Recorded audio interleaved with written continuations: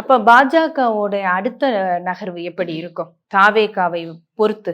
வானதி ஸ்ரீனிவாசன் பேசக்கூடிய சில விஷயங்களை வந்து ரொம்ப ரொம்ப ரொம்ப ஈஸியா அதை வந்து நல்லா கிரகிக்கும் போது அவங்க என்ன சொல்ல வராங்கன்றது புரிஞ்சிடும். ப்ரெஸ் கான்ஃபரன்ஸ்ல இனி வந்து கூட்டணி வலுவாக போகுது, நீங்க என்ன நடக்கும்னு பாருங்க அப்படின்னு தான் சொல்றாங்க. அது வந்து சிபிஐ இன்வெஸ்டிகேஷன் கொடுத்த பிறகு.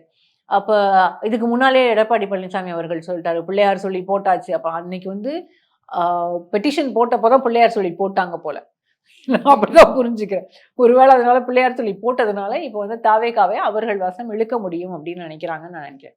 ஆனால் என்னை பொறுத்த வரைக்கும் விஜய் வந்து கொள்கை எதிரி அப்படின்னு சொன்னதுனால இதற்கு மேல் ஒருவேளை பாரதிய ஜனதா கட்சியும் அதிமுகவும் இருக்கக்கூடிய கூட்டணியில் இணைவாரானாலும் அவருக்கான அரசியல் இதோட வந்து அவருக்கான பொலிட்டிக்கல் ஸ்பேஸ் வந்து க்ளோஸ் ஆயிடும்.